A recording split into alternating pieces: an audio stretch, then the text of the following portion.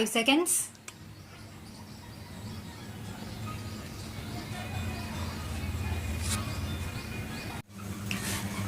The uniqueness of Indian growth experience is that it takes place entirely within the framework of a democratic polity.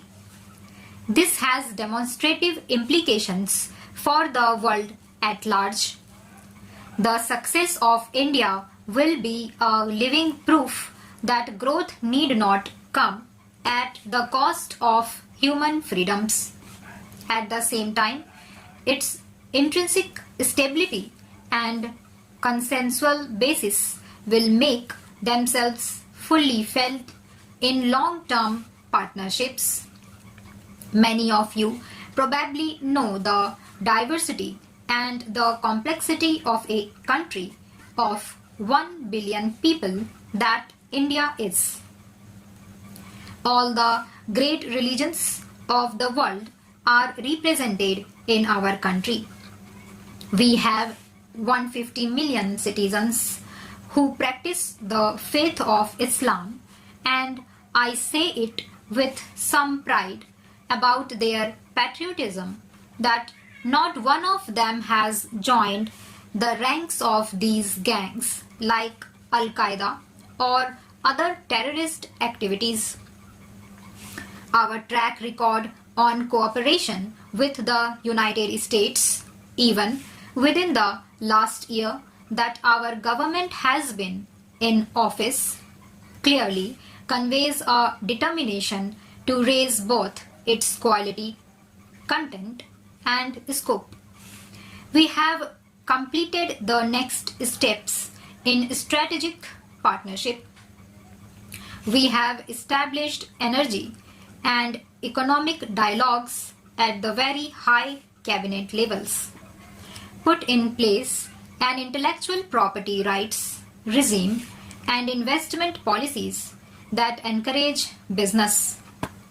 We have addressed the long-standing disputes about American direct investments in the famous Dub Hole project. We have recently concluded with the United States an open skies agreement. We have expanded our defense cooperation with a new framework and worked very closely with the US on tsunami relief operations last year. These achievements give us the confidence to now tackle the more ambitious agenda that we have before us.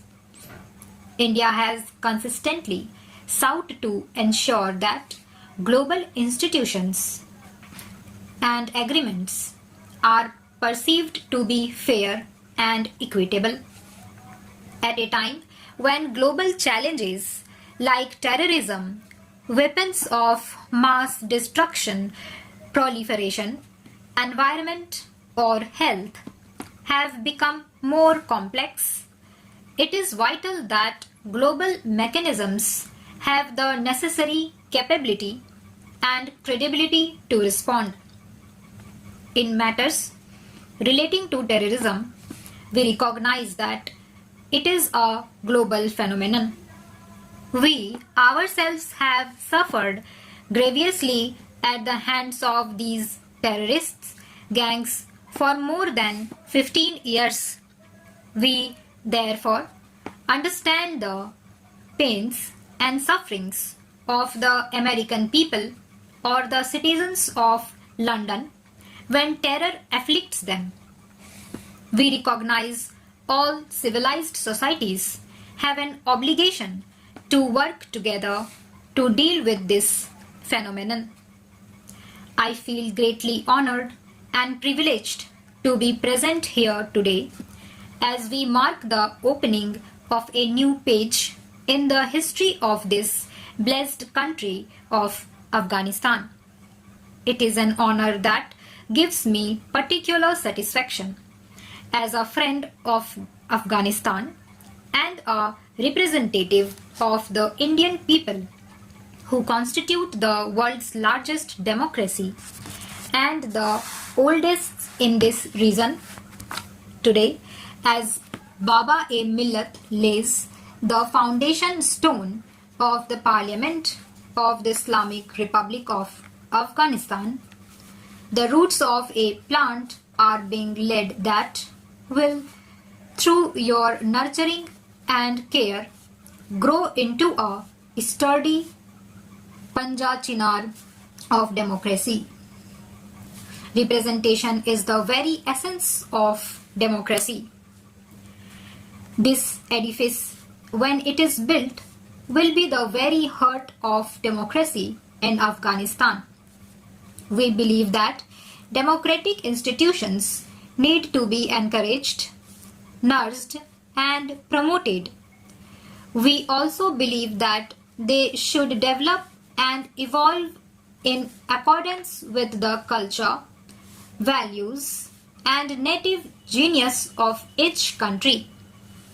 We are partnering other democracies through the Global Democracy Initiative and have contributed $10 million to the UN Democracy Fund to be used to promote institutions based on the eternal values of liberty, equality, and fraternity.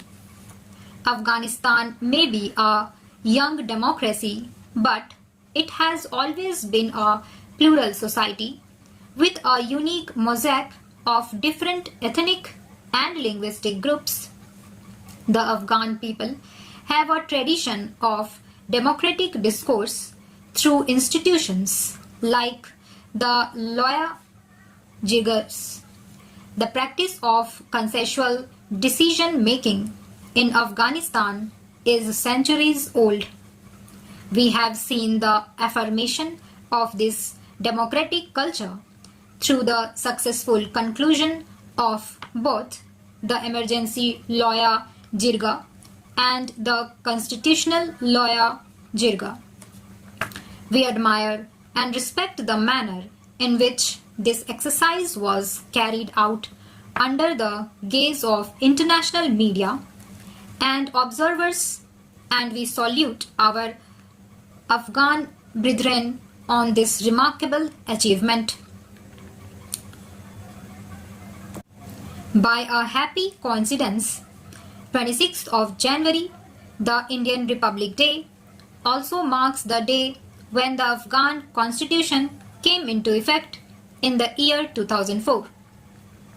Democracy grows in open societies, but open societies, whether old or young, are equally threatened today by the rise of global terrorism. In fact, the open culture of our societies makes us all the more vulnerable. Globalization has made the world interconnected and interdependent. To deal effectively with global terrorism, democracies need to work together. Afghanistan has a unique position in this alliance of democracies that are fighting this menace. We are ready to work with the government and people of Afghanistan to ensure that Afghanistan will never again be hostage to or become a haven for terrorists. The real test of a functioning democracy does not lie within the pages of the Constitution. That will lie in the august house. Stop.